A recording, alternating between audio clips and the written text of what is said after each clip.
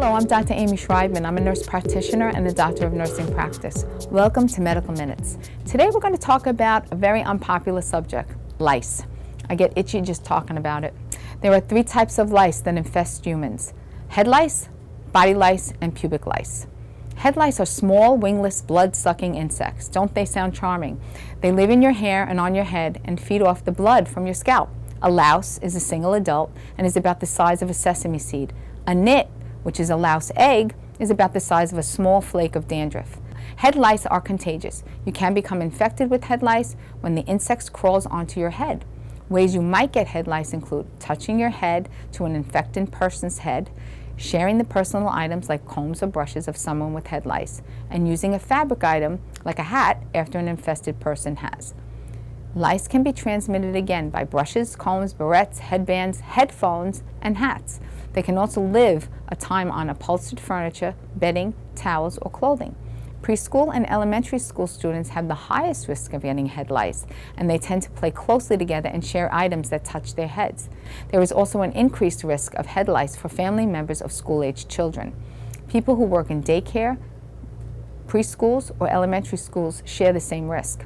Symptoms of head lice include extreme scalp itchiness, feeling like something is crawling on your scalp, sores and scabs on your scalp from scratching.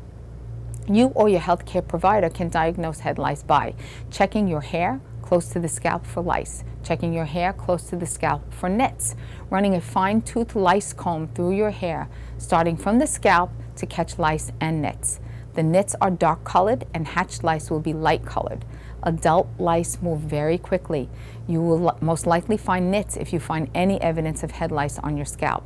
You can easily differentiate between nits and dandruff flakes or other debris in your hair. Most debris should be removed easily. Nits will seem like they are cemented to your head. Head lice are contagious. If one person in your household has them, others may too. It's a good idea to check everyone in the household for signs of lice every few days. Children with lice infestation on their eyelashes are also at risk of developing conjunctivitis, which is also known as pink eye. There are several head lice treatments available. Most treatments will need to be used twice.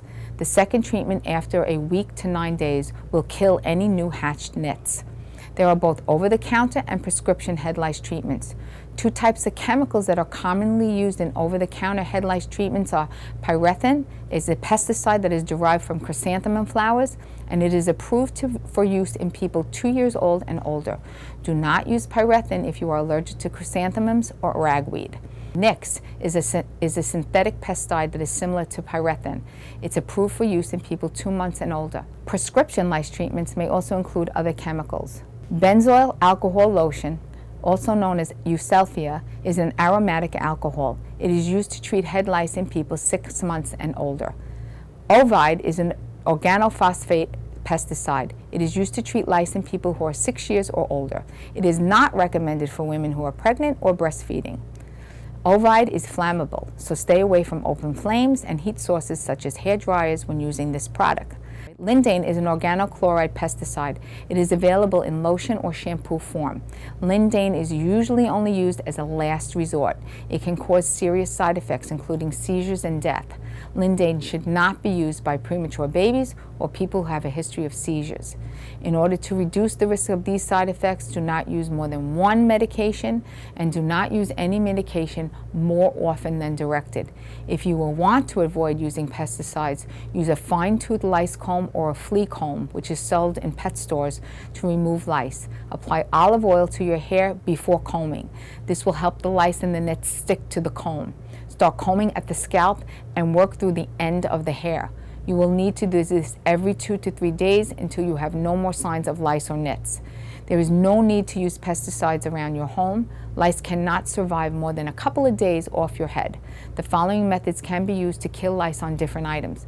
Wash your clothes and bedding in hot water, 130 degrees Fahrenheit or hotter, and dry on high heat in the dryer. Dry clean your clothing and bedding. Seal clothes, bedding, and plush toys in a plastic bag for 2 weeks. All the nits will die. Soak hairbrushes, combs, barrettes, and other hair accessories in hot water, again 130 degrees Fahrenheit or higher, for at least 5 to 10 minutes. Vacuum your floors and upholstered furniture. You can get rid of head lice with the proper treatment. However, you may become reinfected. Reduce that risk by cleaning your house properly and avoiding contact with other infected people until they have been treated.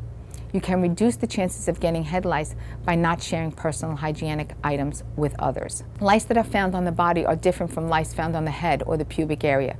Body lice are only found on humans on the body. Infestations are generally spread by close contact with other people and are typically found in areas of poor hygiene and crowding. Other animals or pets like dogs and cats don't play a role in spreading human lice. Humans are the body louse's only host, and lice will die within 5 to 7 days if they fall off a person. Common symptoms of body lice infestation include intense itching, rash caused by an allergic reaction to the body lice bites, red bumps on the skin, thickened or darkened skin, usually near the waist, groin if the lice have been living there for a long time. An infestation of body lice is typically diagnosed by looking at the skin and clothing and observing eggs and crawling lice. The insects are about the size of a sesame seed. They are big enough to see with the naked eye, but a magnifying lens can be used to help to find them. Good hygiene and regularly washing clothes and bed linens are generally enough to treat and prevent infestations of body lice. Limit sharing of personal items and clothing is very important in prevention. Pubic lice is also known as crabs and are very small insects that affect your genital area.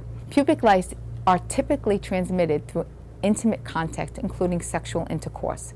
It is also possible to catch lice by using the blankets, towels, sheets, or clothing of people who have pubic lice. Contrary to your popular belief, you are unlikely to get pubic lice from a toilet seat or furniture. Pubic lice usually don't fall off their host unless they're dead, and they also can't jump from one person to another like fleas. Don't allow your children to sleep in your bed if you have pubic lice infestation. Children may get an infestation after sleeping in the same bed. In children, the lice usually live in their eyelashes or eyebrows, and the presence of pubic lice in a child may also indicate sexual abuse. People with pubic lice often experience itching in their genital region or anal region about 5 to 10 days after the initial infestation. At night, the itching will become more intense. Other common symptoms of pubic lice are low-grade fever, irritability, lack of energy, and pale bluish spots near the bites. Excessive itching may cause wounds or an infection in the affected area. Treatment for pubic lice consists of the same use of pesticide shampoos that we previously discussed to decontaminate yourself. You will be required to decontaminate your clothes and your bedding. Vacuum the entire house and discard bags or clean canisters with bleach. Clean the bathroom with bleach solution as well. Wash all your towels, bedding, and clothing in hot water over 130 degrees and machine dry them using the highest setting. If you can't wash or dry clean a certain item, seal it in an airtight plastic sack for 72 hours. To prevent pubic lice infestation, you should avoid sharing clothes, bedding, or towels with anyone who has pubic lice. Sexual contact should also be avoided until treatment is complete and successful. Once you've been diagnosed with pubic lice, you must inform all current and past sexual partners so they can be treated as well.